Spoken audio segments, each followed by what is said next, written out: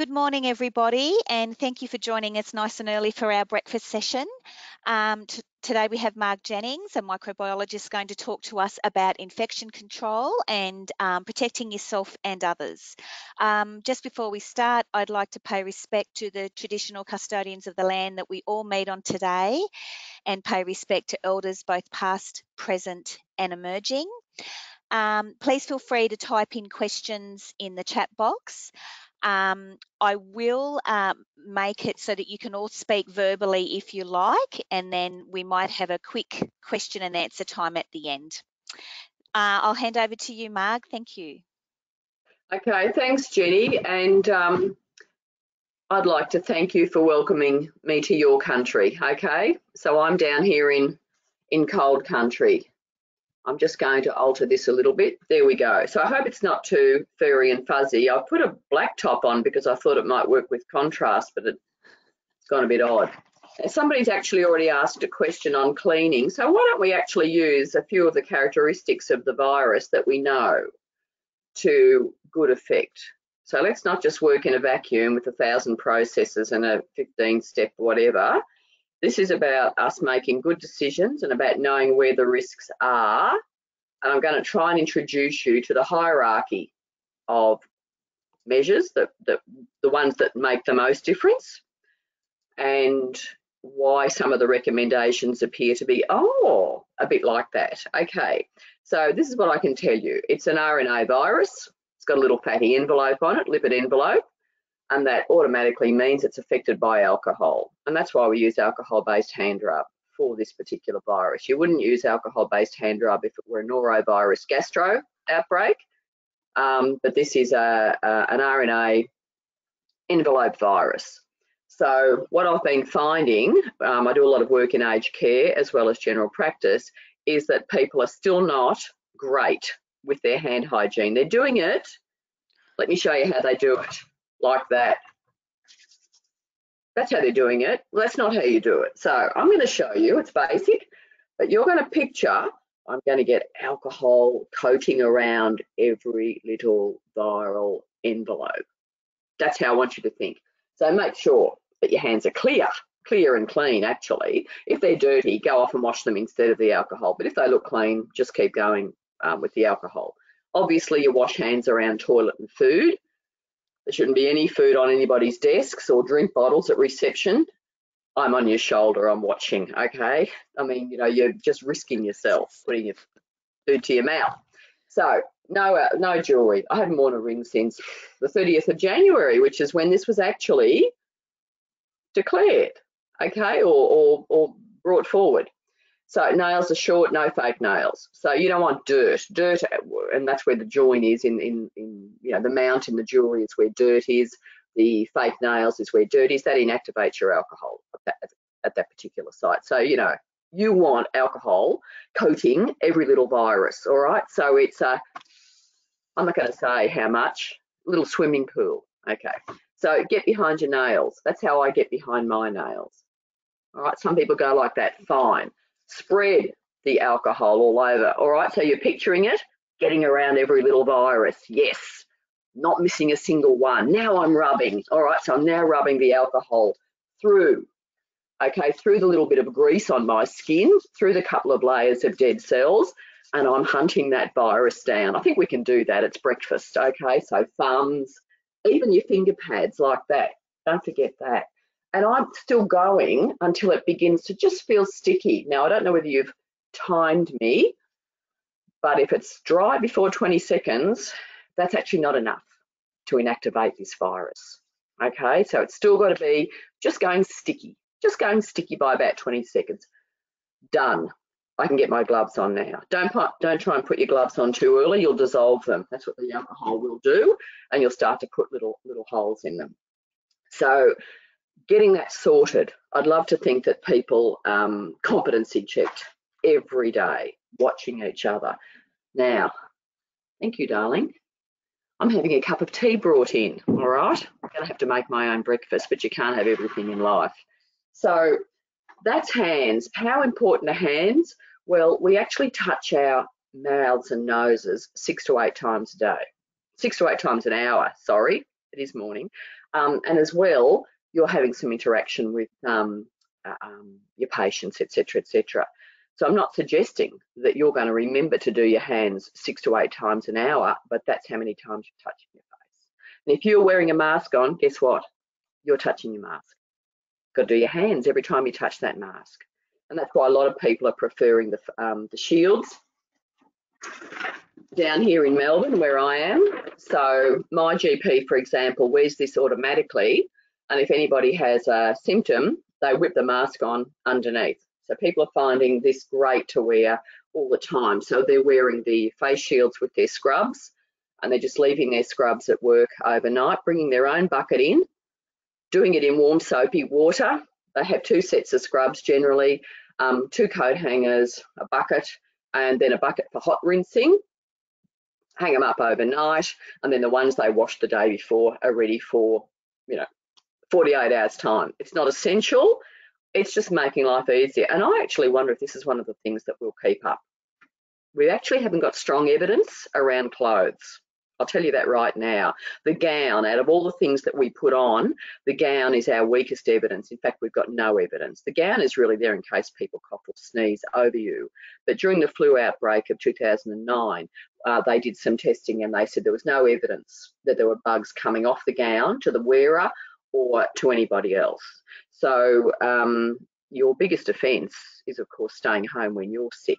So why don't we go to, again, the characteristic of this bug. So I've told you about the alcohol, the little fatty coating. Yes, washing your hands, just as good. But what I'm saying to you is that if you've got to walk to the tap, you're actually less likely to do your hands every time, you've touched your face, etc., etc. So we know that having the alcohol right there is what can drive hand hygiene compliance up to 90%. Pretty good. Whereas if you've got to walk to the tap, 65%. So can't have too much alcohol in this life. We probably can, but I think we've sort of hit the bottle a bit in Melbourne at present. So you'll have to forgive us. The other characteristic that I think is worth knowing about is how long does this virus, now some people use the word live or survive. As a microbiologist, we don't really use that word when it comes to viruses because they're actually not alive, not in that definition, but they replicate. So I'll forgive you if you say alive and dead. So the word we use is it active? Is it replicable? Is it inactive? So I'm saying to you that it actually depends on what surface the virus lands on as to how long it remains active, infective, if you like.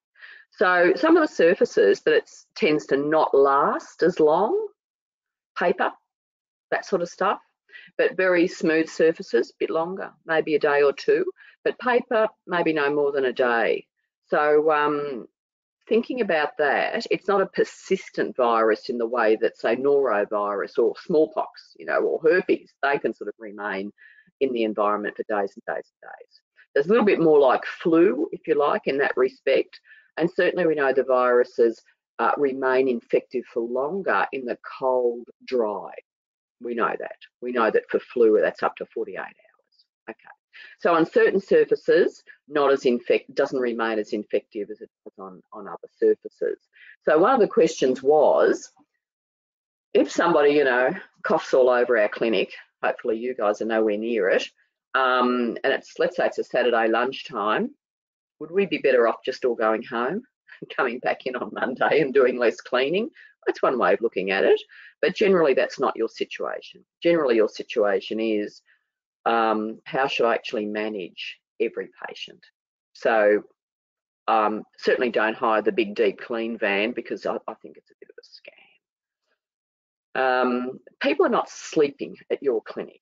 The deep clean or the terminal clean or the enhanced clean, and they are sort of, I think the enhanced are slightly different to the deep clean, but really, do you want people in the hazmats with their sprays of bleach ripping up your carpet? I don't think so. So use what we know. The floor is not your big risk. Nobody's crawling around and licking the floor. So don't vacuum the floor. So can you see the droplets have fallen on the floor? They can remain infective for a day or so. So what a good idea to say the floor is not going to be vacuumed, because if you vacuum, you're just going to push the droplets back through the vacuum cleaner bag and they're just going to disperse. Okay, so let's use what we know about this virus to good effect. Now, the receptor sites in the body for this virus, the conjunctiva, please don't forget your eye protection. Conjunctiva receptors, pharynx receptors, alveoli receptors. They're the targets, okay? There's a lot of work being done on how respirable the particles are. Where do they need to get to? What size particles? So you would have heard there's been a bit of a debate about airborne spread. Now, you don't have to be Einstein to work out that when you cough, you're going to be coughing out particles of different sizes. The biggest ones, they're the heaviest ones, they fall first. And yeah, they've got loads of virus in them. But what about the ones that go out more than, your 1 metre, 2 metres, 3 metres? Yep, plenty of virus there. But is it going to get to the right sites? Is there going to be enough of it? Enough. So dose, that is how many you need to get, I was going to say pregnant. That's not right. Infected. How many is going to be dependent on your dose is related to time and distance. So no, you're not likely to get it if somebody jogs past you huffing and puffing. The time is just not enough. Okay? Even breathing will release the droplets. Small, maybe the smaller ones, and not as many, sure, as coughing. So sneezing is right at the top. That will really release heaps. And the force of the sneeze, yep, they can go out a bit further. So close contact is 15 minutes face to face, or 2 hours same room. Now here's another characteristic. Being outside drives down risk like you wouldn't believe. So in Melbourne right now, the doctors all got their tents outside in the car park. It's where we're seeing the patients if they need to come at all. If they need to be examined on a couch, yes, that's when they get inside. So our waiting rooms are empty. Nobody in the waiting room. So this actually, some of our risks are disappearing because we don't have people in the waiting room all needing masks and whatever. If the patient goes in, yep, got a mask on. If the doctor's got to get up close to examine them in the car, the doctor's got a face shield on, maybe or maybe not a mask, depending on symptoms, and the patient's got a mask on. Everybody's carrying a mask in Melbourne. Okay, so getting within that 1.5 metres, yep, mask. And I do believe that all healthcare workers in New South Wales are wearing masks. So if you're in a room on your own, so you're a receptionist, you've decided that there's no room for 2 people at reception. I mean, that is crazy to have 2 people at reception. I'm sorry. If you say to me, oh, one's answering the phone, well, why isn't that person in the back room on their own? Just one person at reception to receive people say goodbye. Hopefully no card touching and certainly no money. Just send people a bill. Okay. We've been able to streamline a lot of things that I actually think we're going to keep after this is over. So my person in the back room doing the calls, guess what? Doesn't need to have a mask on. Make life easy for yourselves. And then swap. I can do 2 hours of this and then I'll do 2 hours of phone calling. So does the receptionist need a mask? Well, if patients are just going through and back and not staying, for more than like 30 seconds, risk is pretty low. You can have a sneeze shield. You can wear a mask if you want. Okay, and if you're in a healthcare facility, I think that's actually your recommendation, certainly in Melbourne. But I tell you what, a lot of us have got a certain tolerance to a mask. And how long can you wear them? Yes, you can wear them for a couple of hours. I think I read even a bit longer somewhere, but for me, 90 minutes does it. So I'd be saying to the boss, can I rotate and do the phone, take the phone in the back? Really have a look at that mental health effect, but do be aware that the longer you wear your PPE for, and a mask is obviously part of it, the longer you wear it for, the more fatigued you become and you forget. You start to touch it more. So we know from the Ebola outbreak that healthcare staff actually self-infected and died. Not suggesting this is going to happen here. Now, you might say to yourself, well, maybe now that we're all wearing masks, maybe we can just run the clinic as normal and we can all just wear masks. Well, that is not the idea of measures.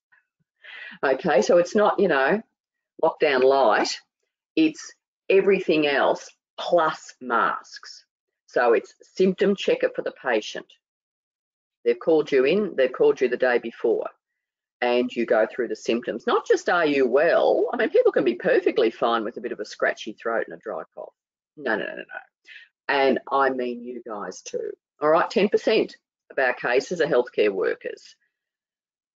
When you get up in the morning, bit of a scratchy throat, bit of a dry cough, should I be at work? Well, you have a bit of brekkie and you think, oh no, it seems to be okay. Maybe it's just the way I wake up. So we're actually learning about what is normal for me. Oh, I've always got a bit of a scratchy throat in the morning, you begin to hear yourself say, but don't deny symptoms. So we're looking for something new. And you go, oh, hang on, I've got a couple of golf balls there and a bit of a scratchy throat. You know what? I shouldn't be at work today. So you've got to really change your culture. And the old culture before February was, I'm struggling on, you know, I'm dying, but I've got to come to work. They're so busy, the place will collapse without me. Well, no, it'll collapse with you. So that's your self-examination. And I can't tell you that's the low-hanging fruit. We've already now got cases of clinics where this was a dental clinic, all huddling together in the back tea room because, you know, it's the patients out there who are dirty, not us, you know, who are infected. We're all fine. We're all professionals. 3 of them gave it to each other. Fabulous. Now that's closes the clinic down for a couple of weeks. So if you say, oh, there's stuff, you know, we can't do things, I'm telling you that you will be closing your clinic if you get a case amongst the healthcare workers. And the contact tracing is phenomenal. It's a huge job. And this has got ramifications for your family. So if I were you, it wouldn't be just me I'm examining each morning. You've got to grab that 15-year-old out of their bedroom and say, any symptoms? I'm concerned about my household. Because I actually shouldn't be going to work as a healthcare worker if somebody in my household has got a respiratory symptom. Bingo. And everybody says, oh, what are the chances? It couldn't be us. And that's what all the positives said. That's all I can say. So the prevention, critical. Symptoms, don't go to work. And that can be runny nose. So we're not looking, you know, fever, sorry, only about 45% of people get a fever. So you might say to me, oh, but we do a temperature check. Well, I can tell you how almost useless the contactless thermometers are. And you'll see the recommendations in the latest edition for the guidelines is to look at oral or tympanic, and you go, oh my God, you know, how much more do we have to do? All I can tell you is with the contactless, yep, maybe you can guess the figure. But what I can tell you, if you do your temperature checks at the door, you're almost having to continually recalibrate because of the cold. Your cold forward and the cold whoosh, you know, coming in the door, not great. So don't rely just on temperature. The symptoms are critical. So then you say, oh, but you know, I might be one of those people who have it asymptomatically. Well, guess what? Everybody who gets this is asymptomatic at some point. So in that 48 hours before symptoms develop, and yes, a few percent never get symptoms or get them so mildly, they're almost denying them. So I want you to drill down on that. But if you're keeping your distance, your 1.5 meters from your colleagues, and for as much as you can from your patients, as much as you can, only step in when you have to, then that distancing is about you possibly being pre-symptomatic or asymptomatic. That's why we do it. Otherwise, you'd be at home if you had symptoms. So that 48 hours, we know that it's that last half day before symptoms develop that you are actually quite infectious. People are probably not likely to get it from you in the 2 days before the symptoms develop. But as we get closer to, you know, that time zero, that last 12 hours, you're pumping out a bit of virus. Okay, so are you still coming to work today? I could be cheeky. Any questions there yet, Jenny? I just had my cup of tea. No more questions. They've probably all resigned. Actually, there is one from the beautiful Candice Branch. If we check patients orally and tympanic before entry, how does the go for privacy at the front door? Well, given that standard operating procedures have been abandoned and so is privacy, what I'm saying is, look, do your contactless, Just bear in mind about the cold. Do your contact, but don't just do your contactless. But the guidelines, if you go to the latest edition, it will tell you that the most accurate are the tympanic and the oral, but you may not have time. What I'm saying is don't miss the low-hanging fruit. Why do we always go for technology in this? So how did I wake up this morning? Now the patients arrive out in the car park. They're not coming in. So what we do here, and I'm just preparing you, this is called pandemic preparedness on the run in Melbourne, although people have been doing it now for some time. So you guys have already had this practice, but you've got to keep it up. That's pretty scary. I've got some noise. Okay, I'm not going down there. Sorry, who's that? I'm not going down there. I've got feedback and conversation. Okay, where was I? With the car park. So the patients arrive and they tell us at reception, when you arrive and pull up in the car park, give us a call. Stay in the car. We'll tell you when the doctor's ready, or is it something that the doctor can come out and see you about? Yes or no? So I tell you what, they're getting through the patients pretty quickly. What this means, and of course telehealth prior to that, if that works, but sometimes you might have as a patient at least 2 contacts with your doctor, neither of which may involve going inside, but in the end the risk is reduced to the doctor, because if you did have to go inside, it was only for that final part of it, okay? So think about the risk levers up and down, and don't say, oh, I can't run my clinic like that. Because if you thought you could run your clinic the same as you always did and just add a mask, you haven't got the idea about what a pandemic is, and you'll hit the deck. So this is about looking at, and the International Pandemic Preparedness says, look at alternative means of achieving that care safely. So yep, every clinic is doing its own thing in Melbourne, and it depends on where it is. Is it on the 10th floor of a high rise? Is it in a shopping centre where the doctors, yep, they're going out to the car park. They've actually cornered, taped off. They've said to the shopping centre manager, we're cornering off 10 car parks. We're actually coming out to our patients, no problem. So this is not a time for people to be using the old rules. We're using the new expedient safety guidelines. And I don't think any council would object to you just taping off 4 car parks out on the street and saying this is safe for us. We're in a pandemic. We're not of a mind to fill out too many bits and pieces. Okay, so think about how I can use, this virus doesn't move. It's people who move the virus. So do you want the virus moved into your clinic unnecessarily? That's what I'm really saying. So then you go, oh, but I want to know all about the PPE. And I'm telling you, the PPE is not 100%.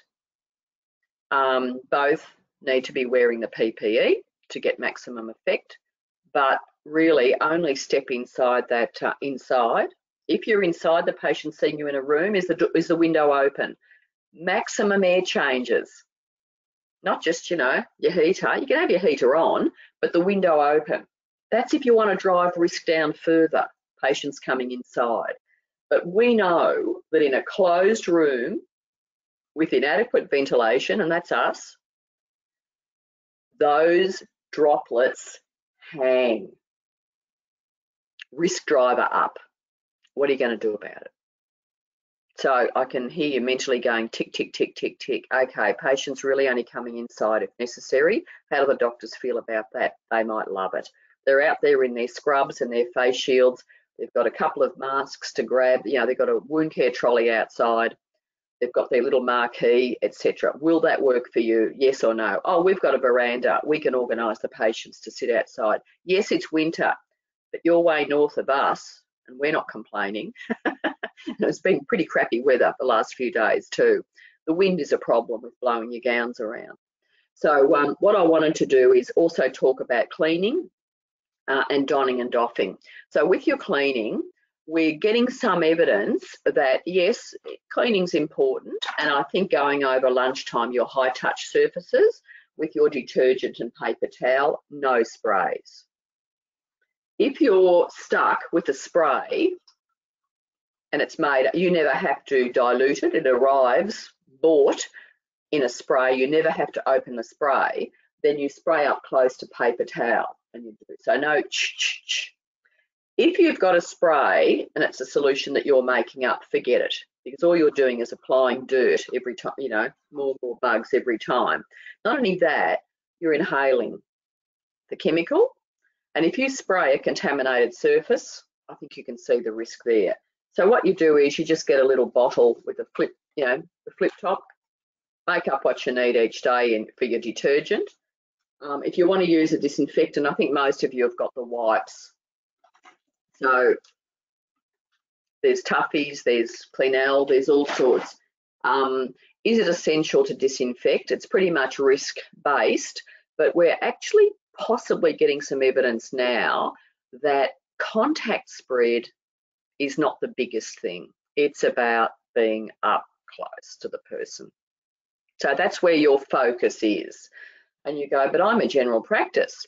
We've got to be up close to people, but analyse each interaction. Does it need to be close up?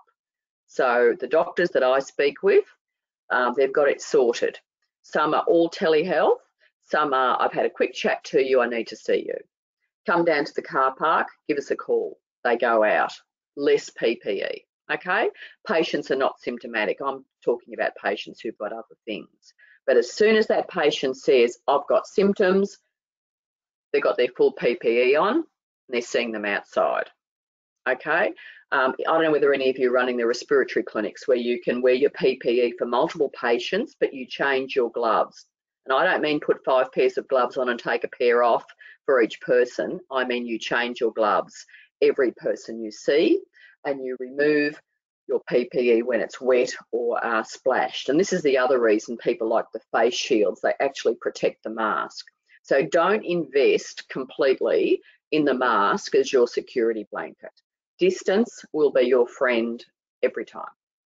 Also, I can tell you that if you do wear a mask and you have an exposure, you know, you find that you've gone in close to somebody who turns out to be a positive, and you've had, you know, the 15 minutes face to face, which we try desperately to not have here, then do not assume that you are not exposed. You're actually bound to call the health department and discuss it with them. So this is what I mean. Don't invest everything in your PPE. So we know that there are breaches. People don't use it properly. So why don't I show you a couple of the naughty things that people do.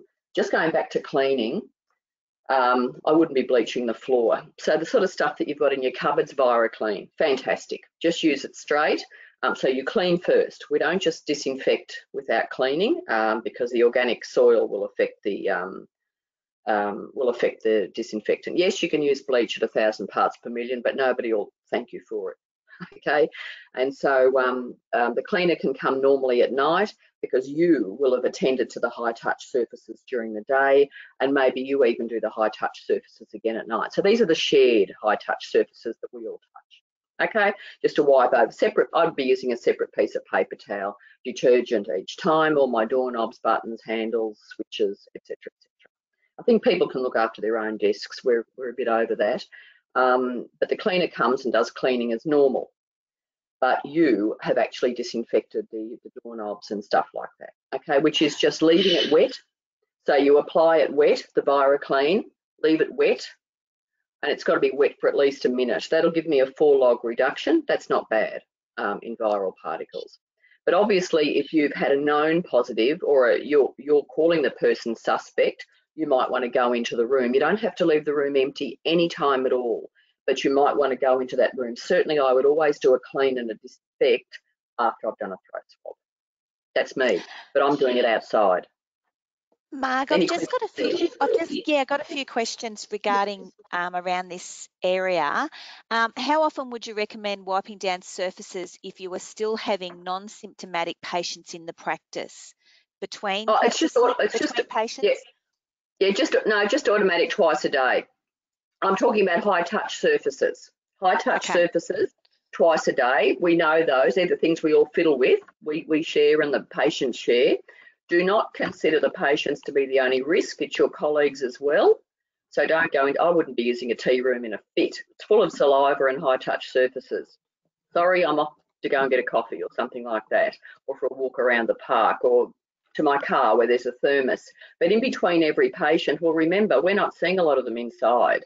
And when they do come inside, we just wipe the couch down or the chair, you know, the chair arms. That's all. That's all. The doctors have all got wipes, just detergent wipes for that. But when I have a symptomatic patient, I'll apply the disinfectant wipe after I've done a bit of a wipe over. But remember, a lot of those are going to the respiratory clinics and the drive-throughs, and that should be the same for you guys. But I'm not comfortable having a symptomatic person in my consulting room. Yes, I might be having to do a dressing on them as well, but they've got a mask on. Okay, so the risk for you is when they take the mask off and you do the swab. So I don't know how much swabbing each general practice. We've swung over now to lots of the GPs doing swabs now because you've seen the queues at the respiratory, the drive-throughs. So it's going to change. It'll bubble along. It bounces around a bit, just like our numbers are bouncing a bit, and they look like they're peaking now. I might have expected them to go up to 600, but I think we hit 530 the other day. So they're going to bounce around. So for you guys, it's about time and distance. And you know what? What is the patient touching when they come into my office? The answer should be not much. That's the answer. So we also, again, it's looking like that contact spread is not huge. It's there, but it's not huge. It's how close. So I would actually not focus in my clinic on cleaning. I know, unfortunately, it's the thing you feel you can do, but I wouldn't be making a big deal of it. It's important, but right at the top is what we're missing. Symptoms, distance. Can I do more outside? Outside is a huge driver of risk down. So when people go on to me about cleaning, I feel they're still stuck with trying to run their clinic the same old way. So why don't you reduce the risk so that cleaning doesn't become the hugest thing that you do all day, chasing everybody around? Have your doors open. I don't even think the doctors are closing their rooms when they consult. You know, why have surfaces that don't actually need to be touched? Why make work for yourselves? So as I said, privacy and systematic, standard operating procedures, a lot of that's been suspended. A lot of paperwork has gone out the window. Some people are really happy about that. Some people are grumpy. But the care, it's the care we give. Some of the doctors are calling out to the receptionists to, call an ambulance, or, if the person's short of breath, or calling inside. Jan, can you call an ambulance? They're seeing somebody in the car park, for example, short of breath, or they've got, a few rattles, and they're not taking them inside. Okay, so that sort of triaging is, I think, is really important, so that you don't end up with all of that stuff that's unnecessary. So it's not running my practice plus a mask. If a room is only being used once a week and there is no obvious case of active virus, can we shut that room off for a week and consider any remnant virus non-viable for the room to be used the following week for that regular 1 day a week? Well, it's going to have to be cleaned at the end of the day anyway, for the cleaner to do.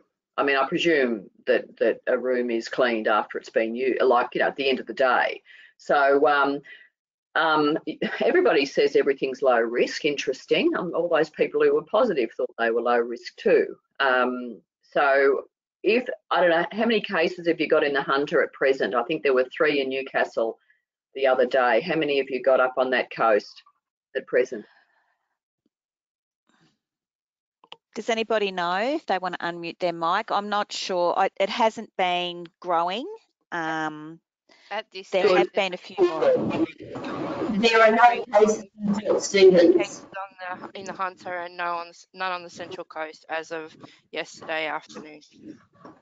Yeah, I think there were there 3 the other day in Newcastle? Yeah, 3 in Port Stephens. Port Stephens, yeah. So and they're isolating, and they may not need, I don't know what their ages are, but they may not need to go to hospital. And they may be from the same household, I don't know. And so what happens is a cycle is 2 weeks. So you'll know if they're your only 3, if it hasn't escaped from Sydney, if they're your only 3, then that just dies out, or that word dies out. See, the virus then doesn't transmit. It's got nowhere to go. And that's why being at home is the most important thing you can do. So none of this having people around to dinner. If I was a healthcare worker in New South Wales, I'm not having any visitors at my house. No way. Because I don't want to put myself in a position of then carrying it into healthcare. And so what we've got in Melbourne are cases where the nurses are sharing. So of course one nurse has gone home positive and the other 3 have now got it. Okay. So thinking about your family setup, and yes, it's stressful, but I have family in emergency services, and even just on the weekend, my husband got an email to say at his place at the labs, the security guard is positive, just enough to unnerve you a bit.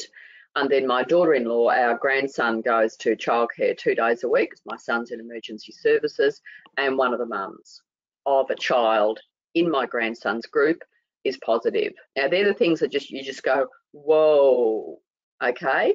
And so I'm not going to add to that. I mean, I don't go out. I sort of sit here and advise people all day long and read, and life is fine for me, but we're all touched by it, is what I mean. And I mean, I've got an 85-year-old mum up in Queensland, and I've got a friend whose husband's a liver transplant, and I'm like you. And my brother-in-law's on, he's got about 3 white cells in his system from non-Hodgkin's lymphoma treatment, and et cetera, et cetera. So we're all the same, but I don't want to pass it on to any of those. And I'm in the old category, so I'm a risk too, apparently. So, but keep your lungs healthy, because I tell you what, you're going to need your lungs big time. Now, we've got a pregnant mum in ICU at present with twins. Now, I just want you to focus on this. So when you get sick of doing all of these precautions, think of that young mum, because they're going to have to try to prone her. So they put you on your stomach to allow the lungs to expand. Now, picture that. You're pregnant and they're trying to prone you because that gives you a better chance. That's awful. That's awful. And don't forget, 25% of people end up in organ failure in ICU. Imagine trying to do dialysis. Those of you who've worked in dialysis, imagine trying to do dialysis on somebody who's on their stomach. That's tricky too. So, and some of the after effects of this virus are not fun, with clotting disorders and stuff like that. So if you're going to do something for yourself, it's keep away from too many people, and it's get that blood pressure down, and it's get those lungs healthy. Hit the footpaths and start walking, okay? And I mean in your breaks. I just don't want to see staff hanging around the place in their breaks. And it's critical that you have your breaks. No heroics. People just, after a week of this, people have had enough, and we're in here for the long haul, it seems. And I'm not going to blame people. I've taken my participants through, let's say you're a security guard and I'm on the 5th floor in quarantine, and you've got to come and get me and take me outside for my exercise once a day, because everybody's laughing at the security guard thing. Do you know what? None of my nurses or doctors could do that to my satisfaction. They all would have either exposed themselves or each other. So let's not laugh at people who are paid a fraction of what you and I are paid, and have a think about what happened there. That we put the lowest paid people into probably the most important job. The first mistake, in my view, was making it multi-story. Multi-story are a problem. It's just inviting, more of a disaster with closed spaces. Now, I'm going to show you the mask. So, it's a surgical mask. Do not wear your homemade masks at work. Yes, I know they're 3-layer and they look gorgeous with all sorts of patterns, but they're not appropriate for work. You can wear these, look, till they get wet, but I kind of think I've got a tolerance for about 90 minutes, 2 hours. They do not need to form a seal at the side. This is not the function of a surgical mask, and yet I've been reading on my feed, we tie them here, and well, that is not the function of this. You are not breathing through this mask, you're breathing through the sides. So here's the pocket. So it's a loop one. If you've got ties, you do the top tie first and then the bottom tie. You don't tie it here and then start turning it around. Not really good technique. Now, it's a pocket, so you make the pocket. All right, then you, about halfway down the nose, pinch it. If you feel your glasses are fogging up, you can actually put body tape on there, I've been told. So, yep, I'm actually breathing through the sides.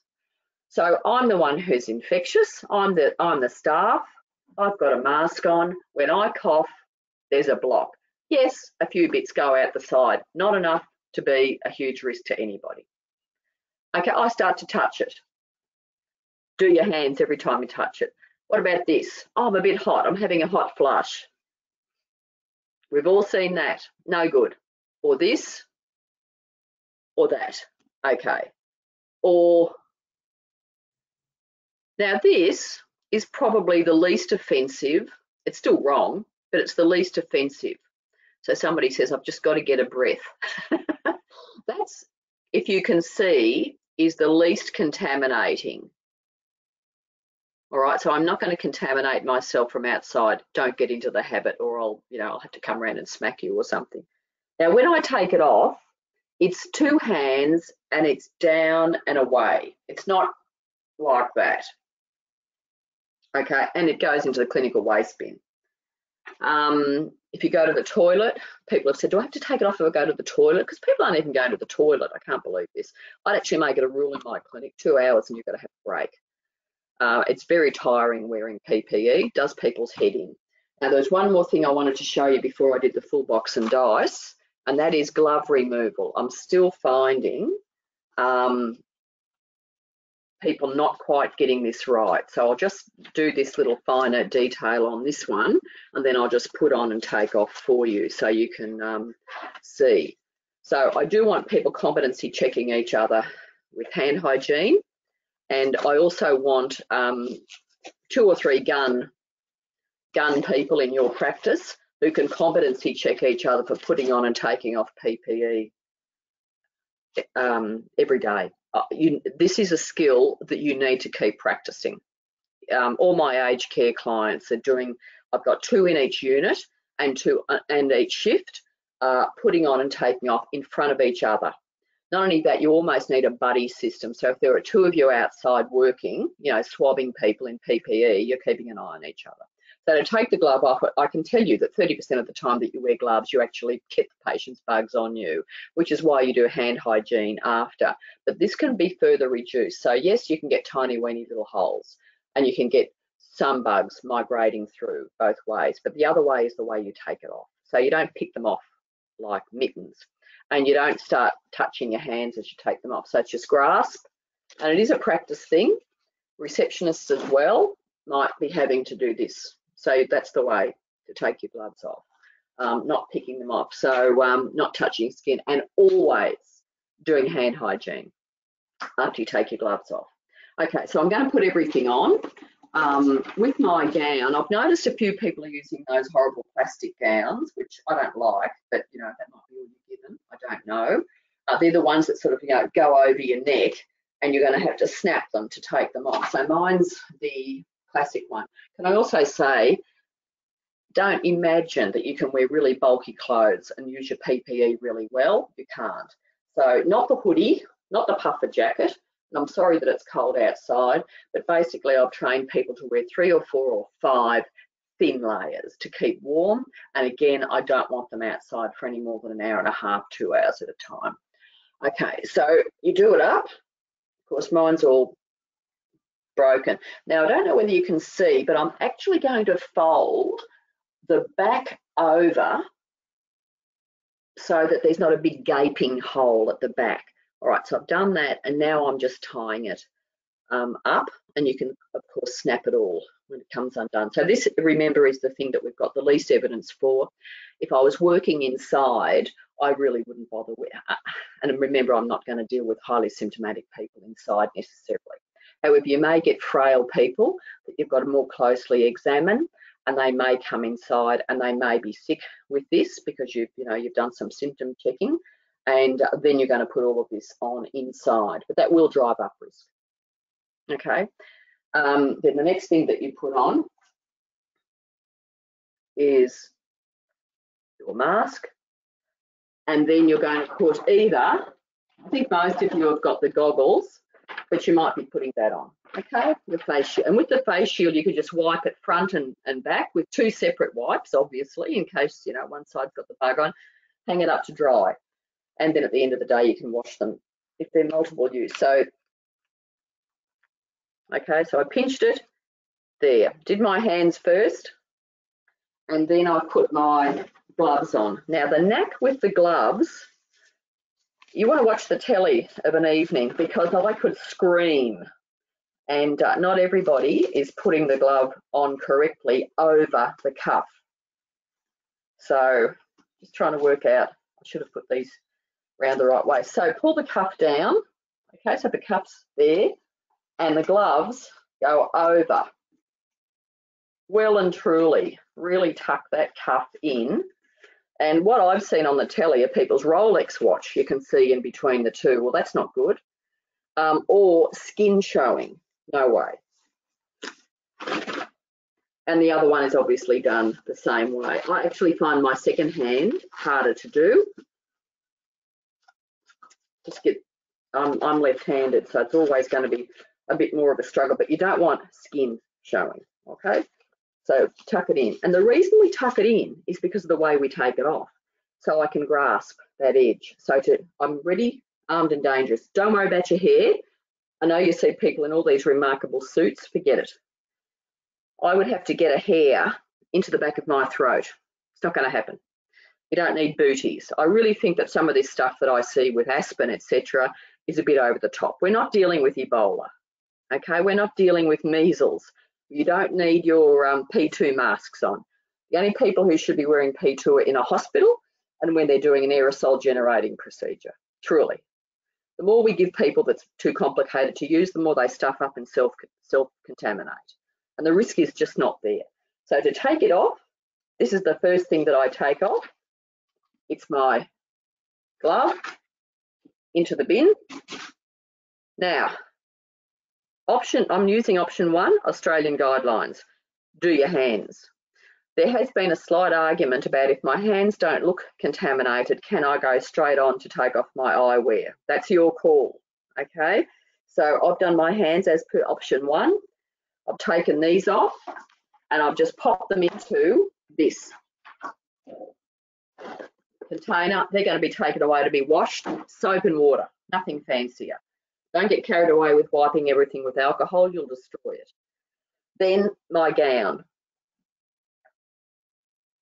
Okay, undone, pulled forward, hands in, and you can see what I mean. If it's too bulky, like I wouldn't wear this, but too bulky, it's just very difficult to wear your PPE, especially if you're on the large side. So I can now drop this into the clinical waste bin, and I think you know this bit. So away and down, and hand hygiene. That's how you put on and take off your PPE as per option 1, Australian guidelines. I've got little posters for that. Very happy to send that sort of stuff to Jenny. On my website, I've got 2 really good papers on transmission, and I'm about to post, I should have done it last night, but I'll get my tech to do it, on 3 brilliant experts, probably the best ground rounds I've ever seen. It's just from last week, American, 3 experts, one talking about particle transmission. You'll never fly in a plane again. Shouldn't say that, but the air should be coming from the bottom up, because we, with our heat, release the virus is coming off in tiny droplets. Well, if the air comes down, it disperses it out. The air should be coming up. So I'm thinking, right, the planes need to change. The other lady is an infectious diseases physician, San Francisco, and she was heavily involved with the AIDS thing. She actually says you could not have lockdown and get everybody to wear masks. It's really interesting. It's about what our tolerance is as a society and how much we can sustain these efforts, because you might say you just have to do this, but what is people's tolerance? What is Melbourne people's tolerance for wearing masks every time they go outside? And then the third guy, he's the one who sort of, curates the session. His thing is about face shields. He's a big fan of face shields, so am I, but they've got to come around to the points, cover in here and sit on the chest. So he's actually got like a sealed face shield, so much easier for people to wear. The latest I heard from an infectious diseases specialist friend of mine who's trained in Hong Kong, he said, did I know that what they're doing in China and Korea is actually putting the healthcare worker on the street in like a phone booth with the two hand holes, and people come along and get swabbed. And the swab goes into a thing and gets carried away and testing done. And it's an air-conditioned booth because it's, of course, summer there. And that's like you don't have to wear any PPE, I mean, apart from your gloves. And I thought, we need to shine in this and not say we can't do this and we can't do that. And isn't it terrible? It is terrible, but I think it's more terrible to have to go, not be able to go and see somebody who's dying, who you love. So they're the people that keep me going, and you, because of the fact is you are taking a risk when you go to work. You are, and it can be your colleagues who are your risk. You can be the risk. Okay, so it's not a case of those patients out there. So I don't want to see any huddles in tea rooms and stuff like that. So any more questions, Jenny? There's lots of questions. Good. Let's do questions. Do gowns need to go into the clinical waste bin, or can they just go in a normal bin? Consider when I have a symptomatic person, what we say is any person with a suspect or known communicable disease, significant communicable disease, all waste, clinical waste. Don't overthink it. It's a bit like the cleaning and how many times a day. Don't overthink it. Know where this bug is. It's on you. It's on the person you're seeing. It's on your colleague. Think like that. Okay. Can you please go over why you don't like spray bottles and paper towel for cleaning surfaces? We have been spraying 70% alcohol on doorknobs, keyboards, phones, etc. regularly and letting it dry. Is this not a good idea? Okay. Well, firstly, the spray, if you go to SA Health, and that's the document, South Australian Health, and that's the document that's promoted federally, we haven't been using sprays in healthcare for years. And it's mainly because you cannot, if you have to make up a solution, then you actually are not cleaning or able to dry the spray mechanism. So you're just getting carryover contamination every time you make it up. I mentioned if it was a closed system and it arrived, like this is a home one, so it already arrives made up, you spray and wipe, that's fine because the direction of flow is always this way. You're not making anything up, so you won't get any contamination of the solution. But in healthcare, if you've got this and you want to make up a solution, well, you're just adding contamination to every solution that you make up because you're interrupting the seal of flow. Secondly, it's inhalation of the chemical. And thirdly, it could be splashback from a contaminated surface. So there are three reasons. That's why we don't use sprays. But if you do use a spray, in other words, it arrives already made up, ready to go, spray up close to the paper towel. So I didn't say don't use paper towel. So spray up close to the paper towel. Don't go like that because of the splashback. So spray up very close so that you're not inhaling. So that's a safety thing. And I'm talking about detergent. I would never make up disinfectant in a spray in a fit because there are more chemicals in that. So with the alcohol, this is what I can tell you. Sure, you can use 70% alcohol, but you must clean the surface first because alcohol is highly inactivated in the presence of organic matter. So I don't want to hear that you're putting the alcohol onto doorknobs that haven't been cleaned first. So your disinfectant is just there to mop up the last few bugs. And again, not even all of them. So cleaning first. Now with alcohol, alcohol's problematic because it must stay wet for at least a minute. Dries off. So I would actually find alcohol the most problematic disinfectant. How do I keep it wet? I pour it onto paper towel, so I inactivate it probably straight away because paper towel's organic. But anyway, I managed to make it wet. But I'll probably have to come back in 20 seconds and re-wet it, and then another 20 seconds and re-wet it. The other issue with alcohol, which is why I wouldn't choose it, is that it just destroys. my plastic and rubber surfaces, and the dentist will all tell you why they don't use alcohol wipes on their chairs anymore, because it's a bit expensive. So you've got to have contact time, you've got to have concentration, contact time, and no organic matter when you use your disinfectants, but alcohol is the most affected. Chlorine, people just object to the smell, and certainly you would not spray chlorine in a fit. Okay, it's a highly oxidizing compound. You don't want that going down the hatch. Chlorine, yep, very effective, very cheap. But I'm saying ViroClean because most practices have probably got some hidden away. You know, that's the pink stuff in the 5 litre bottle, and you use it straight. And just use it in a squirt bottle, you know, sauce bottle, a squirt bottle. That's all I'm suggesting. And at the end of the day, you tip the squirt bottle out. This is where you've had to make up a solution. If you have to make up a solution, make it up in your squirt bottle. End of the day, lid off, rinse, rinse, rinse, dry. So that in the morning, you're making it up into a dry, because bugs don't grow in a dry environment. And that's what you're trying to do, okay? Now, I'm not talking about the virus. I'm talking about just bugs, you know, bacteria. Somebody mentioned about the dead particle with the cleaning. Yes, so what happens is after about 48 hours, the virus is no longer capable of attaching to your cells. So those little spikes that you see, you know, on the telly, you see the little spikes. So the attachment mechanisms are disrupted, and it's not able to gain access to your cell. So that's what happens after about, well, on plastic, etc., maybe 48 hours. Yep, any more questions there? Oh, there's lots. How often do you recommend that cleaners come to the clinic? Well, I don't know. How often do they come? Each day? If they come each day, they come each day. But you make it safe for the cleaners so that they're not doing a terminal clean and enhanced clean. I don't particularly want them using disinfectant. I'm the one doing the disinfecting of the doorknobs and high touch surfaces when I go. Cleaners have actually become our problem in Melbourne. Positive.